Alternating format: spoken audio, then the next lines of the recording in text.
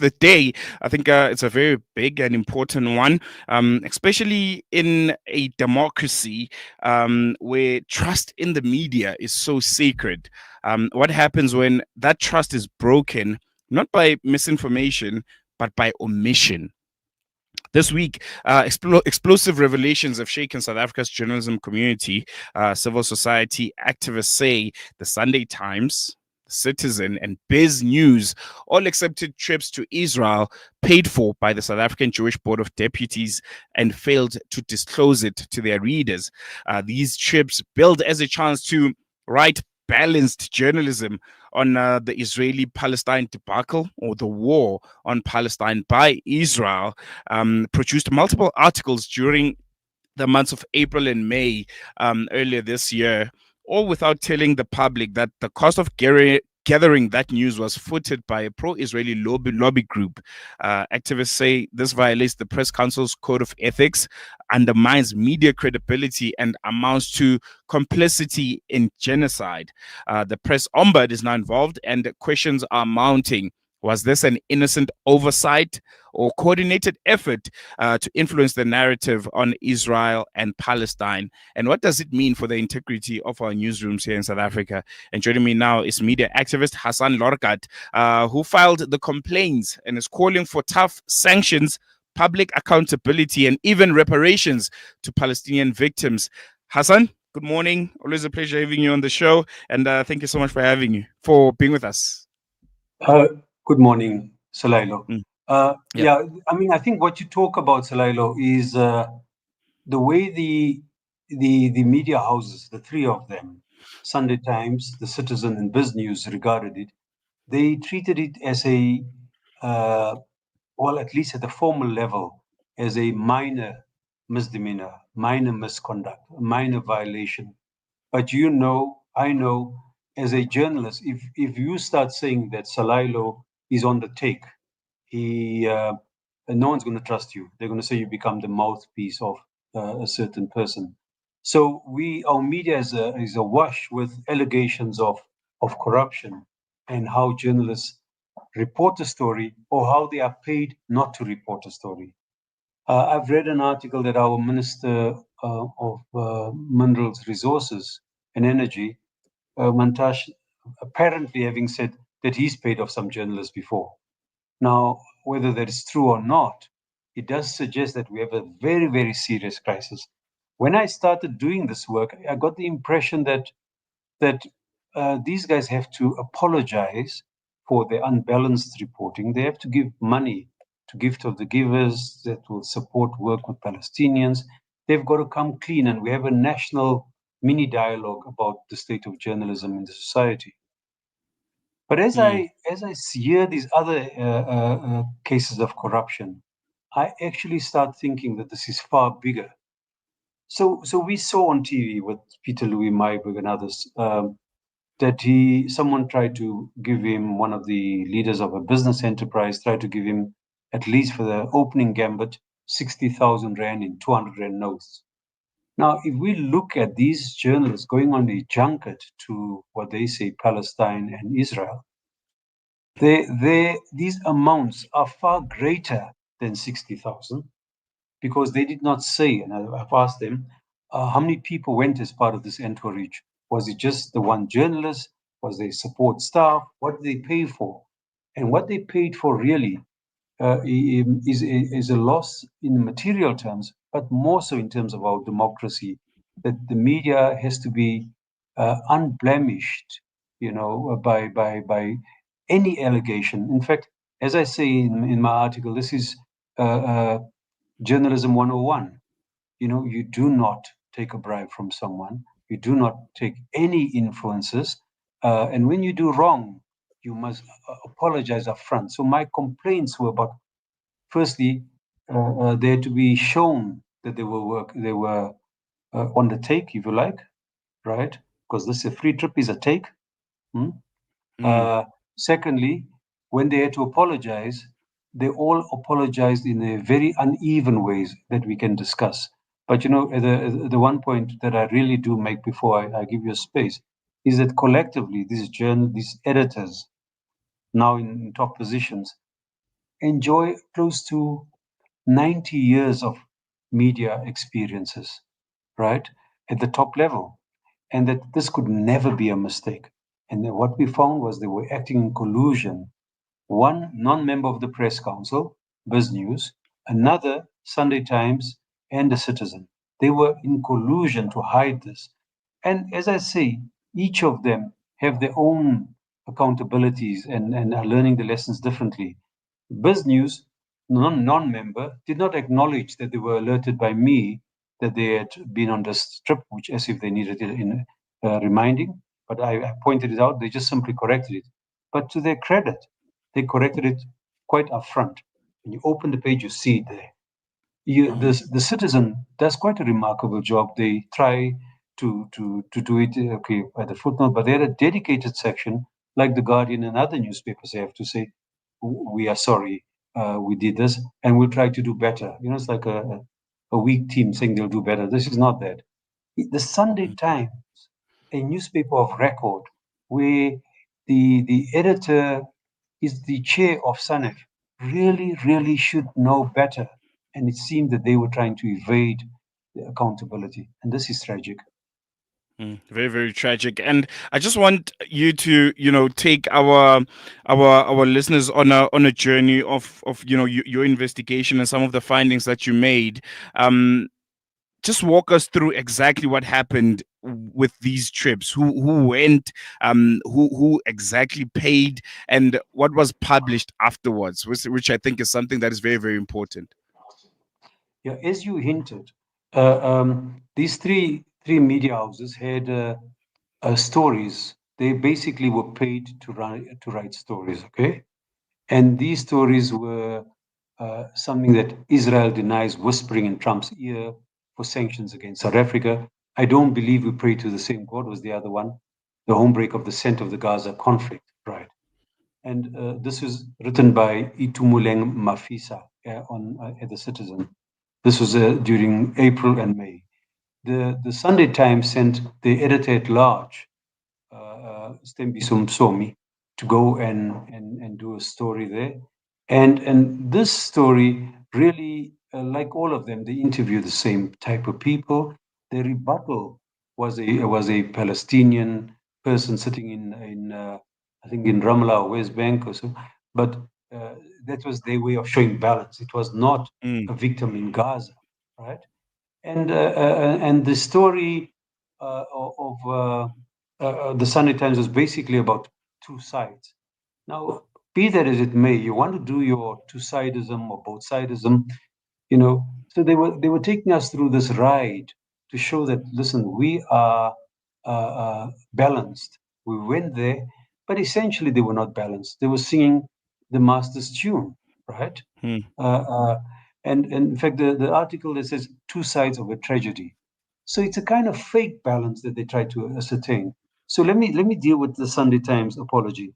Firstly, they make it quite small. They put it at the bottom. Eventually, when we pushed through the press ombud, they put one. And if you go to the section where they do this, they have the picture of the families or the victims of October 7. But we were talking about you don't concentrate on what is now close to 60,000 Palestinians in Gaza are being killed. In fact, it's far more. It's a very conservative figure. So in their apology, they again must be telling their sponsors, hey, look, here, we've got that picture. They can't ever forget it. mm, Of course, the truth is we wanted real balance. You want to talk balance? Then have real balance. You want to try and talk to people there, don't only talk to the victims of October 7.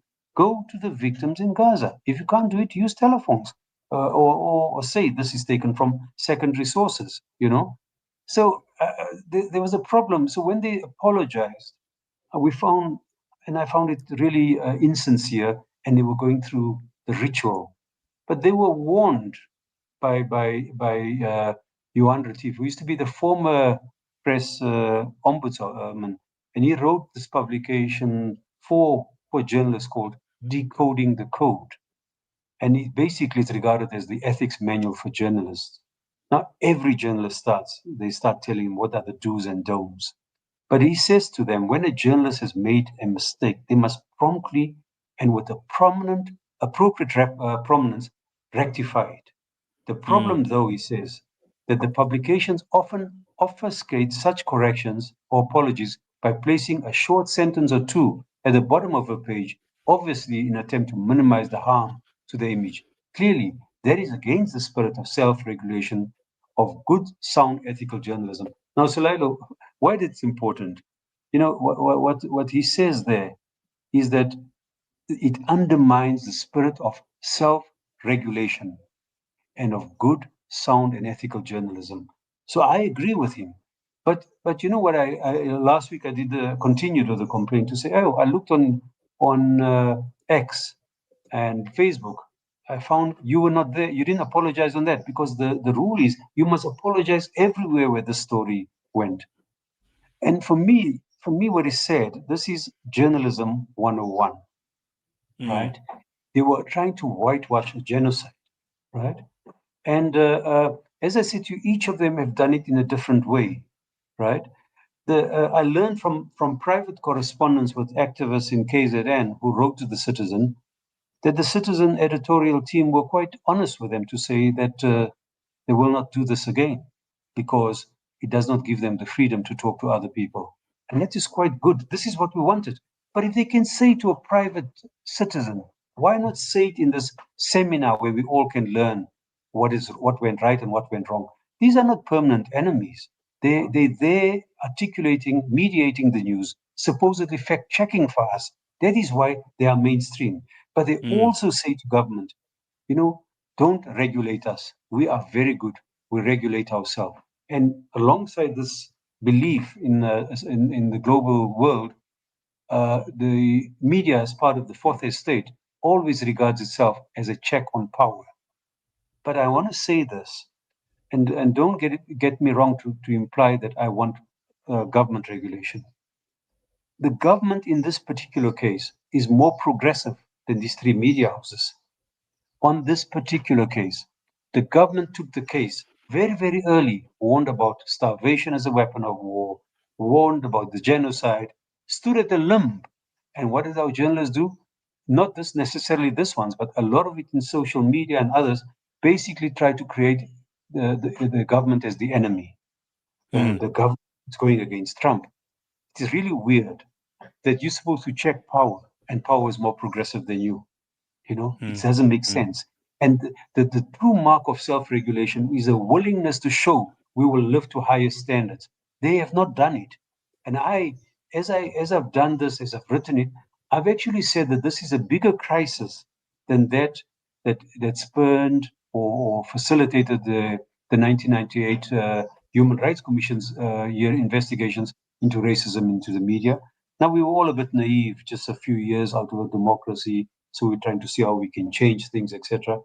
But then, about 4 years ago, Judge Kathy Satchel retired, and a team of us basically had an investigation into media ethics and about the credibility. Interestingly, it was also about brown envelopes, and SANEF were the ones who initiated this investigation. This is worse because it is actually complicit in a crime of genocide. The SANEF inspired inquiry into media ethics and credibility, right? Just 4 years ago, both the Citizen and the Sunday Times were implicated, their journalists, right, for taking money. And I really think 4 years ago, we must have such an inquiry now. I've asked very simply for redress to balance, to make sure that they become aware of the Palestinian victims, the journalists who are being killed, right?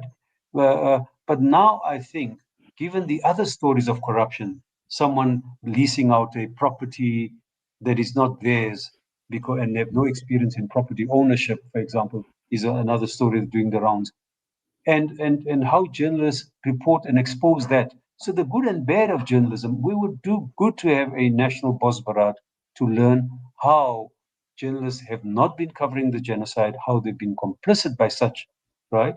And I really think that if SANEF doesn't, of course, SANEF feel highly compromised because these are their members. We don't have journalist bodies any longer. My thing is that the press council must rise up to the occasion, because the press council are, by not standing up for self-regulation, will go down with these houses that have tried to Mm, do the minimal in apologies, minimal they tried to do.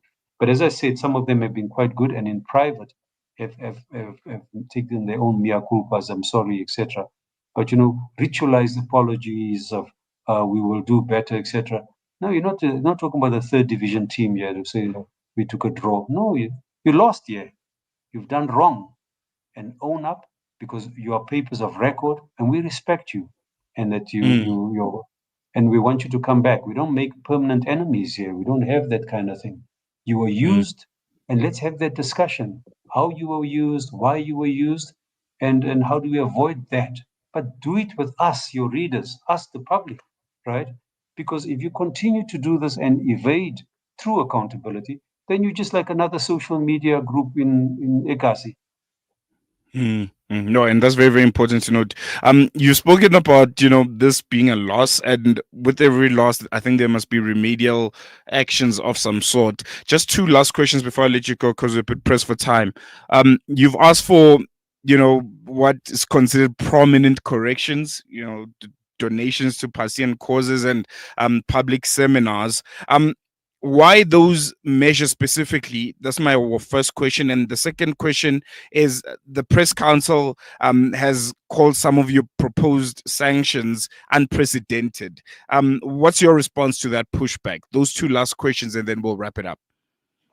I mean, I think the press council, the if you like, the friend of the readers, and Mr. Khulbal, he has to put back what the companies say to him, because companies are businesses here, right? And so he basically was carrying their voice, and I think he erred by saying it was unprecedented, because it's in the values of the press council, And how do they have popular education for their members? How do they learn from, if they continue to do individualized disputes, they won't see the connectivity, the complicity, the acting in concert to evade public scrutiny, right?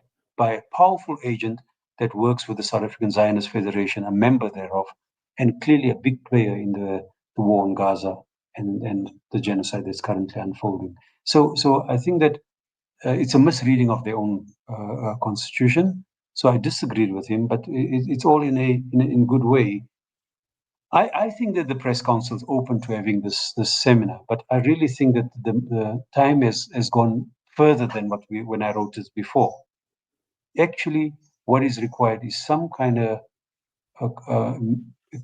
inquiry, if you want to use it, and the press Hmm. council must host it, because it's not just this. It's about the 60,000. It's about the allegations that someone prominent says, I've also paid journalists.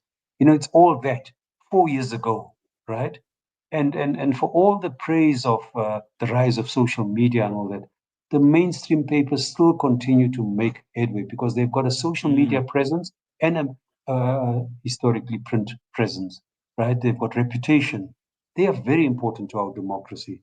And if they want to keep self-regulation at a high point, they must voluntarily convene this with complainants and other readers and citizens. It's a discussion. No one's going to try and find them guilty, because they've already been found guilty in public court. They've admitted they received this money, but we just want to know what it is. Was it what hotels, the cost of these things? Let's have that discussion.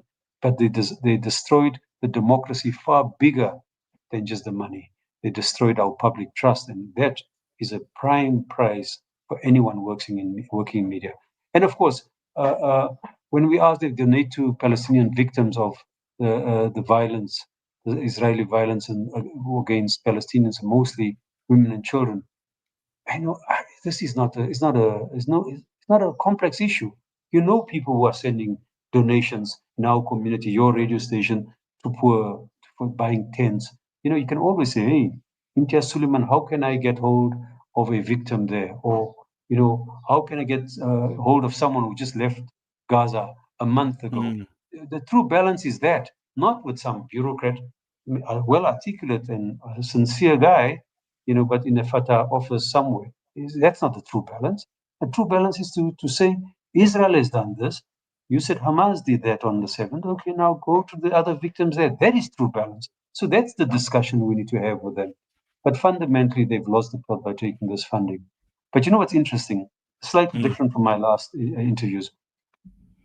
I first said the government is more progressive on this issue than the media.